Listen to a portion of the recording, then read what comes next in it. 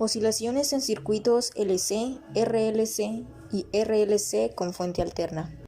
Para entender de mejor manera cómo funciona un circuito en LC, primero tenemos que entender cómo funciona un circuito RC. Inicialmente, este circuito posee un capacitor con una carga máxima que previamente fue obtenida bajo una fuente de voltaje. Al correr este sistema, el capacitor se ve influenciado bajo los efectos de la resistencia, haciendo que su carga máxima se reduzca a cero y esta nunca se recupere. Ahora, si cambiamos la resistencia por un inductor, lo que se va a obtener es un intercambio constante de cargas. El capacitor inicialmente está cargado en su totalidad, luego al realizar su proceso de descarga quiere entregársela al inductor. Este inicialmente se opone a esa acumulación, pero pues una vez que se ha establecido la corriente, este la mantiene en circulación por un tiempo extra. Por tanto, fluye más carga de la necesaria para la neutralización de la placa del capacitor a la otra, y se acumulan cargas invertidas en las placas del capacitor. Cuando la corriente se detiene finalmente, la placa de los capacitores están cargados nuevamente, pero con cargas invertidas. A partir de allí, el proceso se repite innumerables de veces bajo la consideración de que los cables no tienen ningún tipo de resistencia. Ese movimiento armónico simple se puede observar en la forma de la ecuación diferencial que se crea a partir de las leyes de Kirchhoff, la cual queda de la siguiente manera. La ecuación diferencial anteriormente se escribe y se organiza de la siguiente manera, de tal forma que queda una ecuación diferencial de segundo orden, lineal y homogénea, dando lugar a una solución de la forma del movimiento armónico simple, en donde la expresión Qmax representa la carga inicial del capacitor y aparte también trabaja como la amplitud de este movimiento. Aparte, la frecuencia natural del sistema está dada por la siguiente expresión, siendo este término la raíz del coeficiente que acompaña a la Q en la ecuación diferencial anteriormente descrita. En la práctica, la consideración que hicimos de los circuitos LC no se cumple, debido a que en los sistemas normalmente hay alguna resistencia. El caso que estudiaremos ahora es un circuito RLC, que está compuesto por una resistencia, un inductor y un capacitor. Estos pueden estar conectados en serie o en paralelo. En esta oportunidad hablaremos de la conexión en serie. Para el análisis debemos primero suponer que el sistema ha sido conectado anteriormente a una fuente y el capacitor se cargó completamente. Una vez retirada la fuente, el capacitor va a ser el que le proporcione energía al sistema por medio de las cargas almacenadas en sus placas. Como vimos en el circuito anterior, el inductor almacena energía en forma de campo magnético, así que una vez activado el sistema, parte de la energía inicial se mantendrá en el inductor y volverá a cargar al capacitor. Sin embargo, la otra parte será consumida por la resistencia en forma de calor. Este proceso se llevará a cabo hasta que la energía inicial haya sido consumida completamente por la resistencia. Este comportamiento de la carga con respecto al tiempo es similar al que describe la posición de una masa de un resorte horizontal sobre una superficie con fricción, por lo que se intuye que este modelo se puede representar con las ecuaciones de las oscilaciones amortiguadas. Ahora analizaremos el circuito según la ley de voltajes de Kirchhoff, la cual dice que la sumatoria de los voltajes debe ser igual a cero, y se plantea la siguiente ecuación.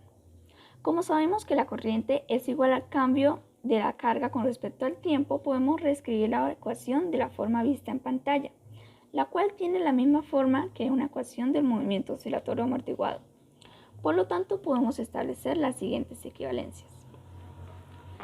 Sabemos que la solución a esta ecuación diferencial para el caso del resorte es de la forma que podemos ver en pantalla. Si hacemos los respectivos cambios con las equivalencias consideradas anteriormente, nos queda la siguiente solución. Esta solución se deriva en tres casos dependiendo del determinante dentro de la raíz, los cuales se pueden ver representados en la gráfica.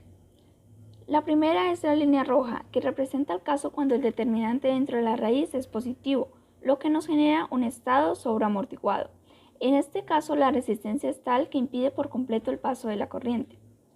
La segunda es la línea azul, que representa el caso cuando el determinante es cero, que genera un estado críticamente amortiguado. En este caso, la resistencia es suficiente para impedir el paso de la corriente.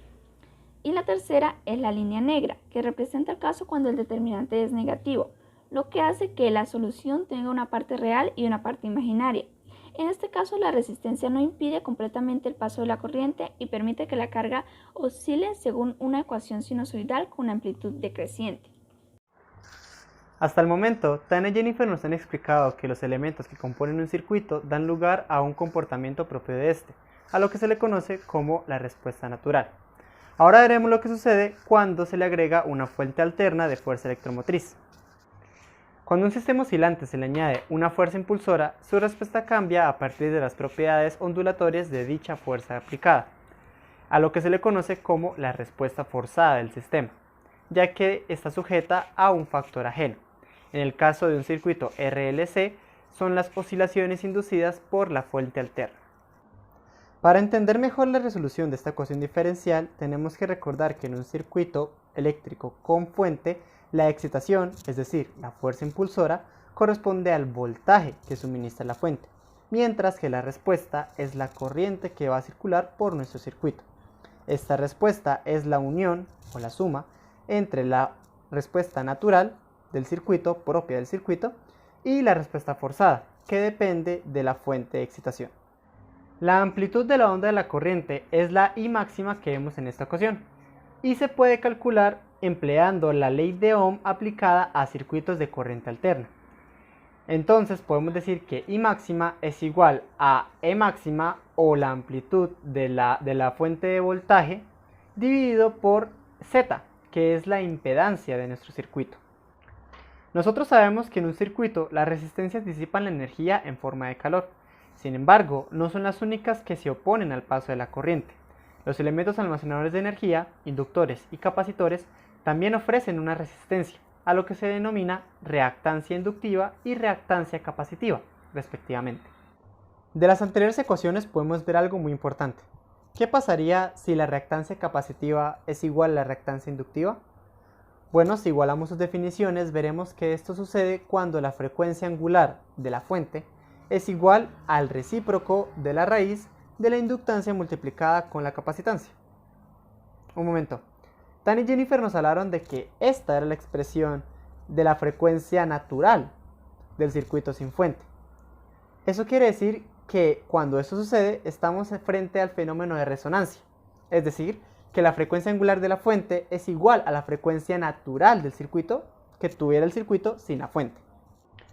Recordando la ecuación de la impedancia Z, la reactancia inductiva se va a cancelar con la reactancia capacitiva. Eso significa que la impedancia Z va a ser mínimo, ya que solo va a depender del valor de la resistencia. Y devolviéndonos a la ley de Ohm, si Z es mínimo, la amplitud de la corriente va a ser máxima. Y no solo eso, revisando la ecuación del desfase phi que hay entre la onda del voltaje suministrado por la fuente y la corriente que circula por el circuito, si las reactancias se cancelan entre sí, entonces el desfase va a ser cero. Phi es cero, el desfase es cero. En conclusión, en el fenómeno de resonancia, la corriente que va a circular en el circuito es máxima y la corriente y el voltaje suministrado por la fuente están en fase. La resonancia es un fenómeno físico muy importante para la ingeniería. En los circuitos RLC puede ser usado para la sintonización de señales cuya onda tiene una frecuencia que hace resonancia con el circuito. Esto nos puede servir para crear filtros de señales y así emplear este fenómeno físico tan importante como es la resonancia en nuestro día a día con la ingeniería.